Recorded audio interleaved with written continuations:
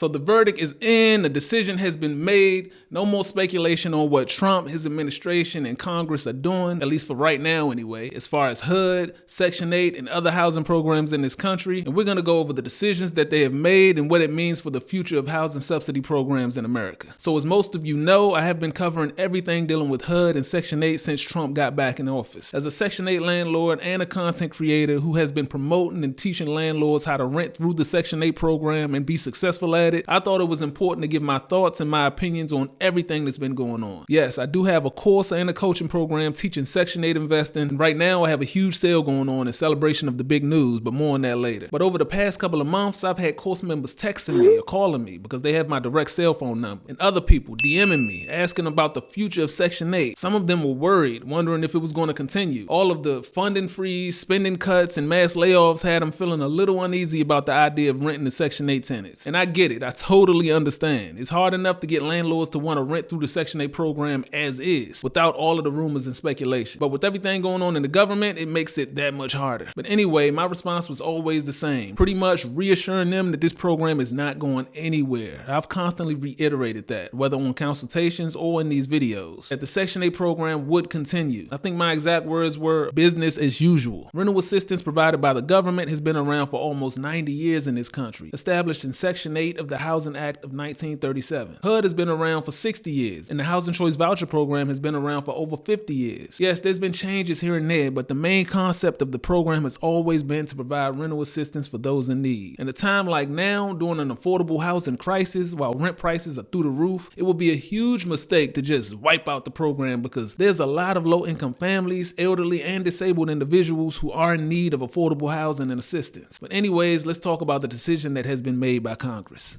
So the government was in jeopardy of being shut down just a few days ago if Congress didn't agree on a spending bill. And the thought of a government shutdown is not what has Section 8 landlords and tenants worried, because there's been plenty of government shutdowns throughout the years. The latest one in 2018, which lasted 35 days. And guess what? Section 8 payments usually continue without a hitch. But what had them worried was all of the noise and speculation on how there's going to be massive changes at HUD, programs and fundings were getting axed, and the mere mention of funding freeze made everyone feel uncomfortable. But anyway, Congress needed to pass a bill to keep the government from shutting down, and that's exactly what they did. It's a Republican-backed bill, and Democrats didn't necessarily agree with everything that was in the bill, but they didn't want the government to shut down. So some of them felt like their hands were tied. So anyway, the bill eventually passed through the House and then through the Senate, and I must say, as far as Section 8, it was a pretty favorable bill. Now, the bill itself is online. You can find it on the Senate.gov site, and as soon as it passed through the Senate this past Friday, I got an email from affordablehousing.com explaining the bill. So affordablehousing.com is a site where Section 8 voucher holders can look for places to rent throughout the country, and where Section 8 landlords can list and advertise their properties. That's one of the main places I rent my properties, that and a few other places. But anyway, as far as the email, they emailed me a letter titled, "Congress shows support for Section 8. Federal funding boosts housing assistance for families in need." So off the break, looking at this title, I'm like, yes, this is exactly what you want to see as an active Section 8 landlord. It goes on to say, new funding plan raises Housing Choice Voucher funding to $32 billion, up from $28.5 billion last year. Now, this was actually a surprise to me. I thought if anything, they would reduce funding because this program is one of the most heavily funded programs, but they actually increased funding. And when you think about it, it does make sense because the cost of housing is consistently increasing, and you have to be able to keep up. Experts are saying that almost all eligible participants will get assistance in 2025. Now, I don't know how true this is, but I'll just remain optimistic. Now, the bill also increased funding for other housing programs, i.e. project-based rental assistance, which was a big surprise to me because Project 25 talked about moving away from the public housing project model and strictly focusing on vouchers. So that was a shock, but that still doesn't say that they won't want to get rid of that model sometime down the line. But for now, they receive funding as well. It also increased funding for the Section 202 program, which helps seniors, and the Section 811 program, which helps those with disabilities. So like I said, this is great news, not only for those needing rental assistance, but also for those providing rental assistance. For voucher programs, without landlords, the program wouldn't exist. And it's great to be reassured that Congress is in support of continuing to focus on the housing needs of citizens in this country. Housing remains to be a priority, which it should be. And it's also great for landlords to hear this news because faith needs to be restored in this program after everything that's been going on. Now, on the flip side, I do feel like more should be done to get landlords to participate, especially after all of the skepticism and worry that's been going around lately. Because no matter how much money is thrown at the Housing Choice Voucher program, if you can't get more landlords to rent their properties out, then vouchers will go unused. And the letter points out specifically specifically, the bill allows HUD to make better use of unused housing funds. So it's up to housing authorities to make sure they do everything that they can to get the most out of the funding that they receive. You don't want vouchers to go unused and eventually funding reduced or taken away because you don't have enough landlords to accommodate the number of vouchers issued. So I believe that finding and recruiting landlords for the program should be priority number one for local housing authorities. And I feel that the best way to spark more landlord interest is to find out the main reason why most landlords don't want to rent their properties out through the program. In my personal opinion, which comes from my own experiences and conversations I've had with other landlords or even comments I get, the number one reason most people don't want to rent to Section 8 tenants is because they feel that Section 8 tenants will destroy their house. Whether they've had personal experiences with voucher holders before, or they know someone who's had a bad experience, or they just listen to the rumors and the stigma that comes along with the term Section 8. No matter what it is, they just don't trust that Section 8 tenants will take care of their house. Now, I always say and teach that landlords must have a thorough screening process and can't be so blinded by the automatic payments from the housing authority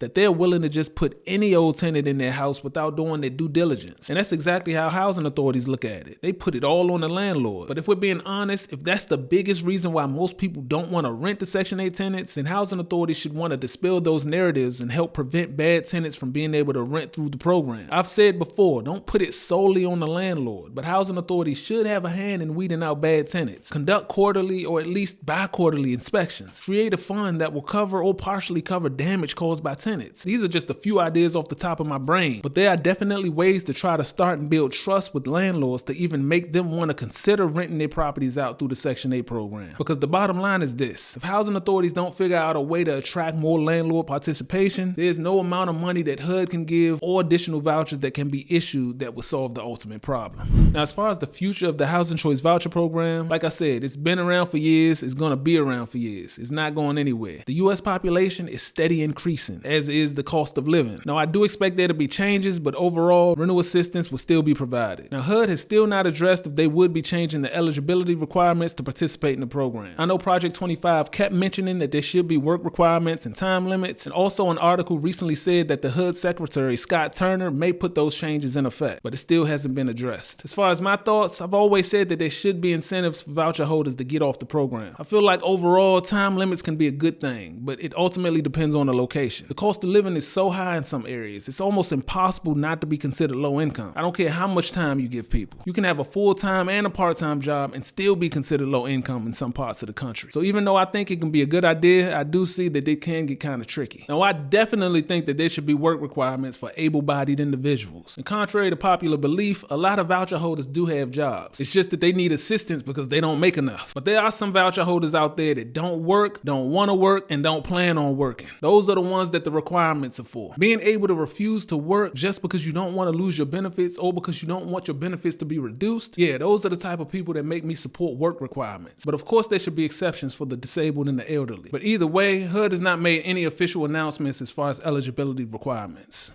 Now, overall, the passed bill is great news for Section 8 tenants, Section 8 landlords, and other housing programs in this country. It's great that affordable housing is still a priority, and I'm sure that this will give a lot of people more ease about the program moving forward. I still feel that Section 8 investing is the best form of residential real estate investing. It has continued through recessions, pandemics, government shutdowns, and as long as you mitigate your risk as a landlord, you can definitely be successful at it. And with that being said, to celebrate this wonderful news, the Section 8 Investors course and coaching program is having a massive sale. You can receive $200 off for a limited time with coupon code 200OFF, which is my biggest discount yet. I'm in a good mood, so what the hell. You'll receive about 90 video lessons, a ton of resources like lenders, my insurance company, my wholesaler, my lease agreement, and best of all, one-on-one coaching directly with me whenever you need it. So yeah, the coupon code is 200OFF. Take advantage of it. Section 8 investing is back like we never left. Let's f***ing go.